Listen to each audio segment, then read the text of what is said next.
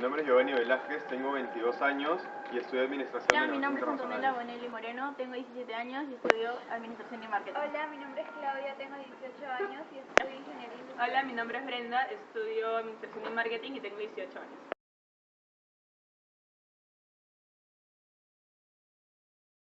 Nuestro problema es sobre la trata de personas en explotación laboral. La trata de personas se define según la ONU como el captar a las personas de una manera violenta o con otro tipo de coacción como puede ser el rapto, el fraude o el engaño. En la explotación laboral participan terceros, los cuales interrumpen el derecho y el bienestar de la persona. Los que son víctimas de trata de personas por explotación laboral usualmente son tratados como empleados o como esclavos. Aquí. Por ejemplo, Loreto en el 2012 fue la región que presentó el mayor número de delitos de trata de personas, con un 12% aproximadamente, seguido de Lima, Cusco, San Martín y Madre de Dios. Según datos, de los 457 casos reportados, el 57.3 son menores entre 13 y 17 años, y el 80% de víctimas de trata de personas son mujeres, principalmente adolescentes. Más de 70.000 personas son víctimas de trata al año, sobre todo la explotación laboral. Para buscar una vida mejor, se ven sometidas a trabajos forzosos. Esto sucede en distintos contextos. Las peores formas de esclavitud o de trata de personas en explotación laboral, sobre todo aquí en el Perú, son distintas. Por ejemplo, casos de explotación de minería ilegal.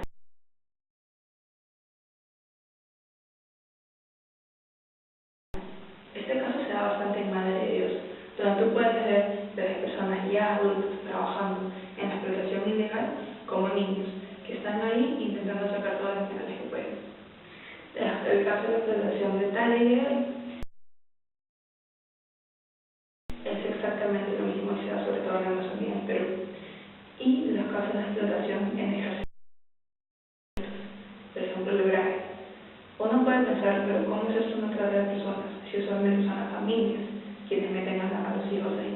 Pues sí, es una explotación laboral.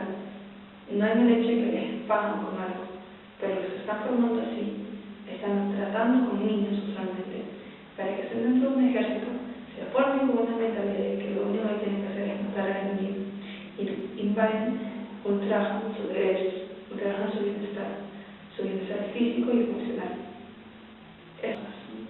Esto es una trata de personas por parte de padres, que tal vez no lo sepan, pero que está pasando usualmente. Además de esto, hay un ejemplo en el Ecuador en cuanto a los niños. En el Ecuador se llevan a los niños con engaños, o les dicen a sus padres que van a tener un bienestar, un lugar mejor donde vivir, cuando carecen de cosas como una casa, o lo básico a veces, ¿no? Agua, luz, etc. Se los llevan a las minas ilegales. ¿Y qué hacen ellos? Tienen una especie de zanja que es diminuta, donde entran solamente niños. ¿Qué hacen los niños? Entran, colocan los dispositivos para poder explotar la mina y se retiran. Si alguno de esos niños queda atrapado ahí y el explosivo revienta antes de tiempo, a nuestras minas no les importa. Se muere un niño más, se queda ahí adentro y van y buscan más. Buscan más niños, buscan más personas que puedan entrar por ese agujero, por esa zanja pequeña, para dejar el explosivo y después salir, si es que pueden.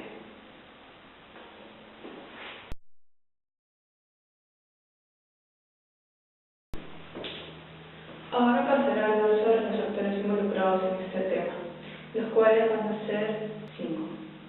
Los tratantes, las autoridades, las víctimas, las familias y los ciudadanos.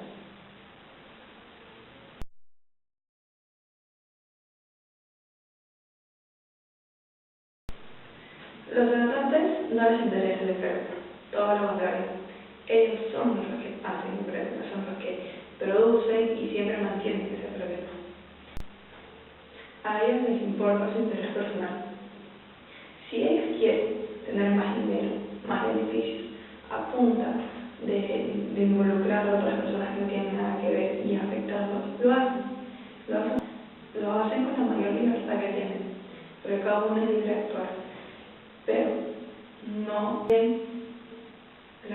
capacidad de aceptar las consecuencias de su acto, no tienen la capacidad de aceptar una muerte, de aceptar un cambio de vida negativo para la persona, de aceptar que le va a causar un daño emocional, psicológico, de que se está afectando éticamente a todos.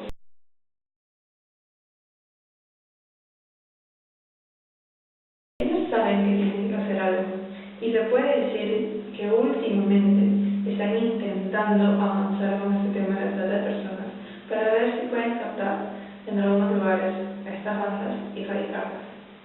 Pero hasta ahora están haciendo muy poco lo que están haciendo.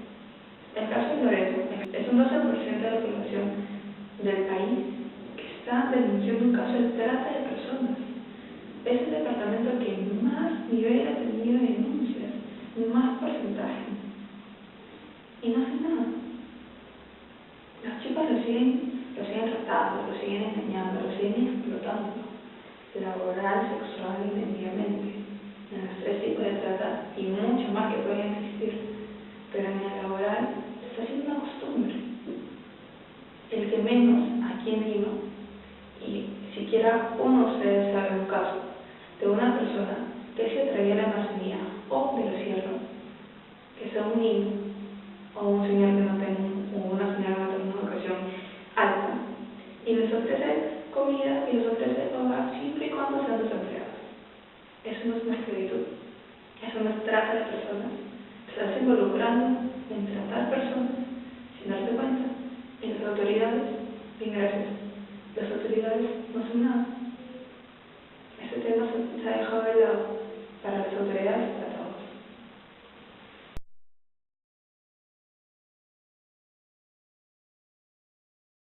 Las víctimas, al estar bajo presión, no pueden hacer nada más que liberarse en cuanto puedan, si es que lo logran hacer, y denunciar el tema. Las víctimas no pueden hacer nada más en estos casos, exceptuando que tengan la mayor fuerza del mundo y la mejor estrategia para zafarse de este problema grave. Son muy pocos las víctimas de trata de personas en explotación laboral que se dan cuenta antes de tiempo que tienen que salir de este mundo, que esto no está correcto y que lo que están haciendo invade su bienestar, su derecho, invade su persona, su identidad.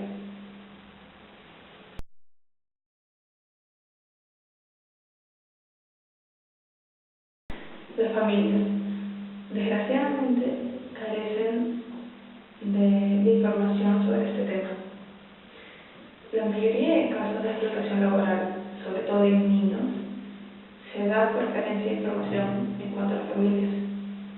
Como bien decía, un tratante viene y te dice una familia que no tiene los recursos necesarios para mantener a un niño. Le dice, yo tengo una casa, tengo dinero y le puedo dar alimento y pagar donde dormir. Dame a tu hijo a tener una mejor vida.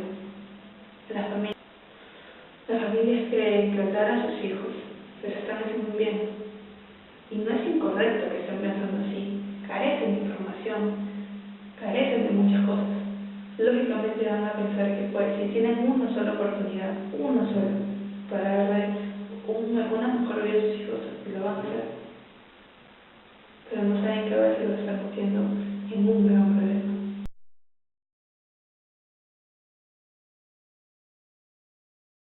Apoyando a niños, a trabajadores del hogar, a empleados, etcétera, apoyándolos con un poco de dinero en las calles, dándoles un hogar y comida en su hogar, y ese tipo de cosas los están ayudando.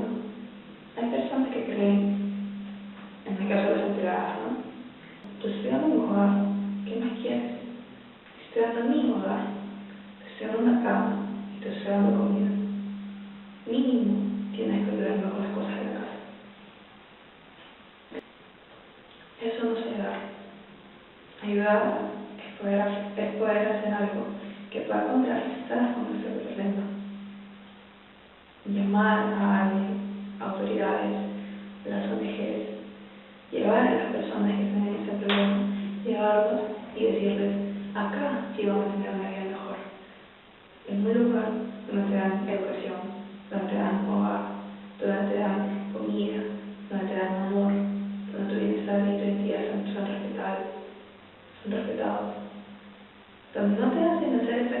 todo, donde tienes también deberes que hacer como cualquier otro lado, no te explotan, donde tú te puedes ir a descansar a las 10 de la noche y te puedes levantar a las 10 de la mañana o a las 9 de la hora del desayuno, sin que nadie te obligue, donde no te van a tener más de 12 horas trabajando, donde no vas a estar sin comer todo el día. Eso es diferente, un nuevo ONG, un lugar donde tú puedas mandar a las personas a que cambien ese estilo de vida, a donde puedan poder progresar con estudios y con dedicación. Eso es ayudar. Pero nosotros, al sentirnos bien, al ver un niño o una señora o un mendigo, o ya sé que sentado en una esquina o sentado en otro lugar, caminando por las calles de noche, madrugada, vendiendo chicles, caramelos, subiéndose los combis, ¿tú crees que dándole 10 soles, que es una exageración, se lo hace una la vida? Al contrario, se lo van a dar a sus tratantes. Sus tratantes, a ver que tienen ese dinero y ese poder de decir plata, lo van a explotar más. ¿Sabes qué? Tú tienes la cara para que te den más plata. Te vas a este lugar desde tal hora hasta tal hora, más de 12 horas, solamente para que no consigas tanto dinero. Sí, hay casos de tratantes que le ponen un tope de dinero que tienen que traer, y si no lo traen, pues la víctima sufre las consecuencias.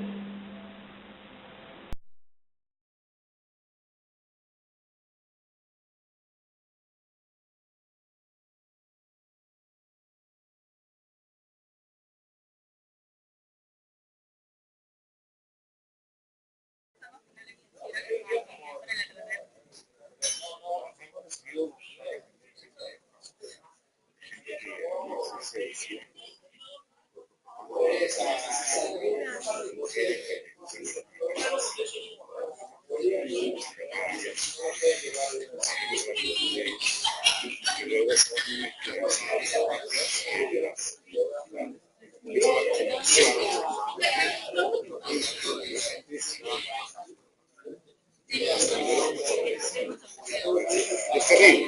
En mi opinión, hay que intentar cambiar ese país. Por este tema que dices, que es más grave, creo que el tema de la comunicación familiar es muy importante para evitar y alguien te cuenta algo así, no, cuidado,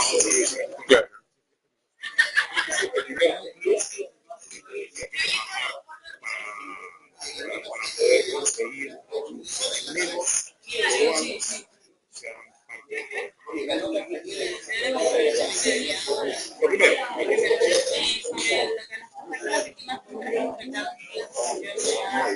lo primero,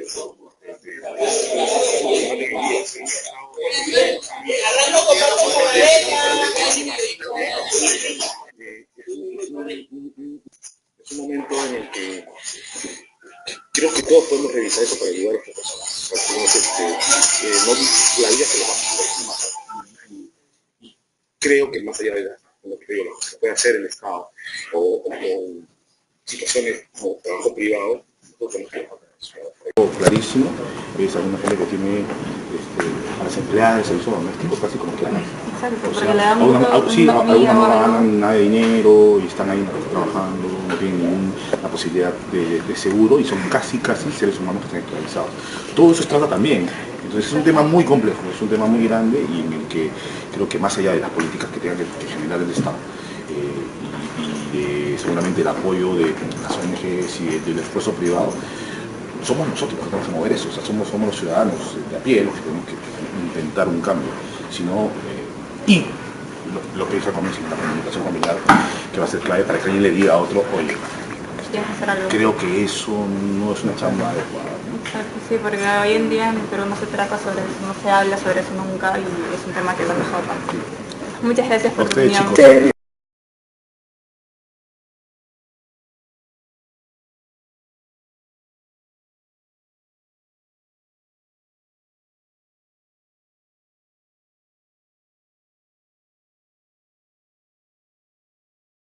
Un problema ético se presenta cuando hay un conflicto de intereses entre una o más personas, según Ramón Ponce. Asimismo, en nuestro caso sería la trata de personas por explotación laboral, ya que un grupo de individuos toma decisiones sobre otros, lo que genera muchos daños, ya que afectan sus derechos humanos, tales como su bienestar, libertad y correcto desarrollo. A su vez, estos serían agentes, ya que actúan el entorno, las autoridades y las víctimas. Pero hay una diferencia entre estos agentes y otros, ya que las víctimas, si bien actúan, no son responsables de sus actos. En cambio, los victimarios, las autoridades y el entorno sí lo son, ya que actúan y son libres.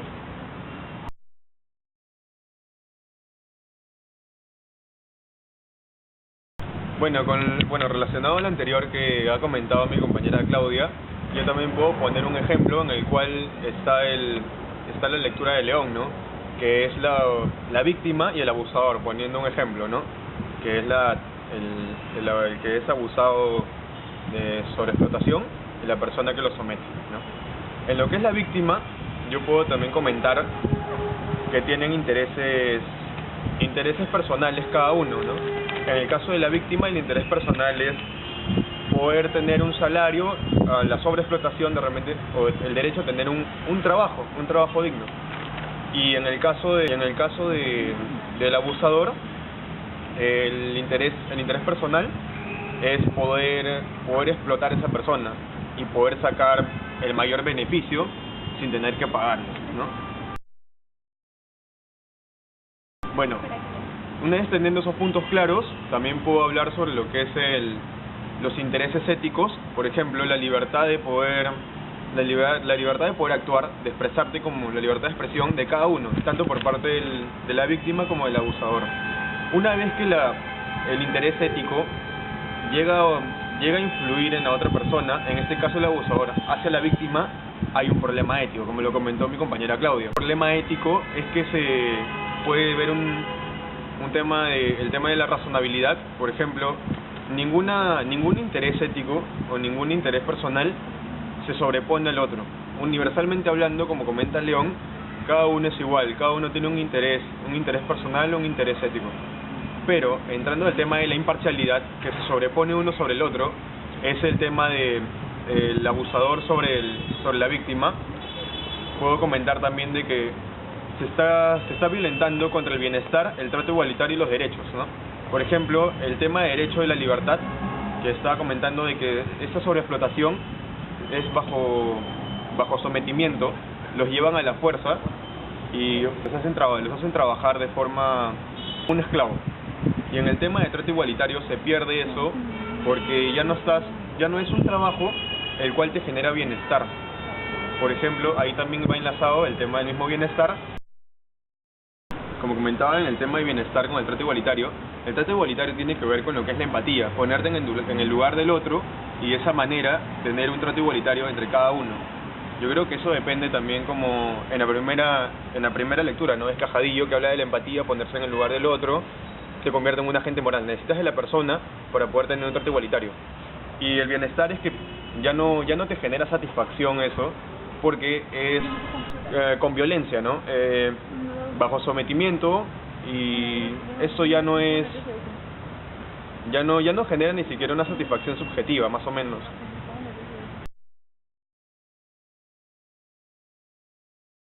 En caso sí se relacionan con algunas de las barreras de la libertad, que son la ignorancia y el miedo.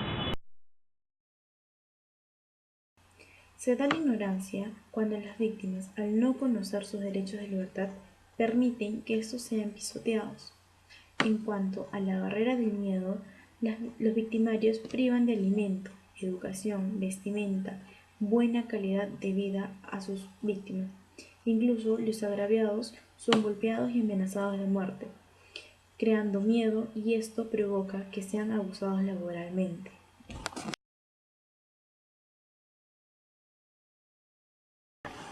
Según Ramón Ponce, la responsabilidad moral se da cuando lo que uno hace o deja de hacer infringen un compromiso razonable con los demás.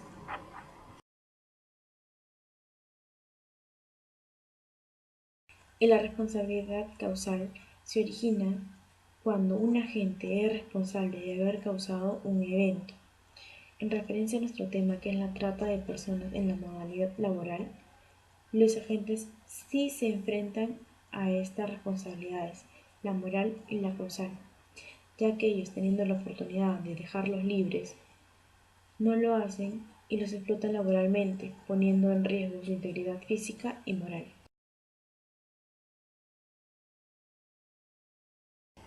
Sen, en su texto, nos habla sobre la libertad positiva y negativa.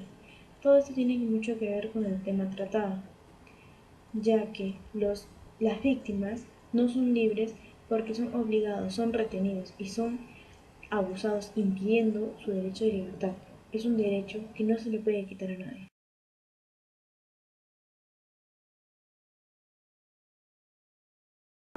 Lo que me pareció más difícil del trabajo fue leer las partes del libro y tratar de adaptarlas a nuestro tema cotidiano y a cosas que nos pasan día a día. También me pareció difícil la parte donde fuimos a conseguir las entrevistas, porque es un poco complicado tratar de conseguir al menos una pequeña entrevista y el tema de grabarnos y poder acomodarnos a los horarios de cada uno. Yo creo que lo más difícil del trabajo, aparte de los temas que hemos tenido que investigar, yo creo que en sí el libro ha sido algo no tan difícil. Lo más difícil ha sido tal vez conseguir las entrevistas con el reportero y también la parte de poder grabarnos, tratar de coincidir en los tiempos. Eso nos ha dificultado bastante, pero terminamos logrando el objetivo. Lo que me pareció muy difícil de ese trabajo fue realizar las entrevistas primero que nada, pero también fue el tema de relacionar las lecturas con nuestro trabajo de la trata de personas en la explotación laboral.